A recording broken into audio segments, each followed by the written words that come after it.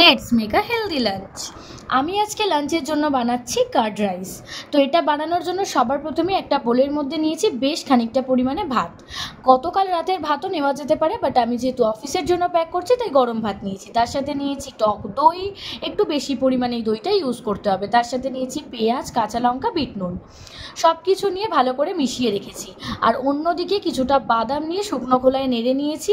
এবার একটু ওই প্যানে তেল গরম করে শুকনো লঙ্কা, কালো সর্ষে, কাঁচা বা ওই ভাজা বাদাম, কারি পাতা সব কিছু একসাথে দিয়ে একটা ফোড়ন তৈরি করে নিয়েছি। বেশ সুন্দর ফোড়নের গন্ধ উঠলেই আগে থেকে যে ভাতটা তৈরি করে রেখেছিলাম তার মধ্যে ফোড়নটা অ্যাড করে দেবো। দিয়ে বেশ সুন্দর করে একটু মিশিয়ে নিলেই তৈরি, একেবারে হেলদি, টেস্টি, ইজি তৈরি হয়ে যাবে এরকম একটা কার্ড রাইস। এবার টিফিন বক্সে প্যাক করে নাও। সাউথ ইন্ডিয়াতে এটা দারুণ ফেমাস। হ্যাঁ, একেবারে আমি অথেন্টিক ওয়েতে বানাইনি এটা, কিন্তু এইভাবে তোমরা ট্রাই করতে পারো, অপূর্ব খেতে লাগে। তার সাথে নিয়েছিলাম আমি কিছুটা শসা, একটা ডিম সেদ্ধ, আর নিয়েছিলাম কিছুটা আম। এটাই ছিল আজকের আমার অফিসের লাঞ্চ। অফিস লাঞ্চ ছাড়া বাড়িতে কোনো সময় যদি কিছু খাবার মতো না থাকে, জাস্ট দই দিয়ে খুব ইজিলি এইভাবে তোমরা রাইসটা মেক করে নিতে পারো। সত্যি বলছি, একবার ট্রাই করে দেখো, এটার প্রেমে পড়ে যাবে।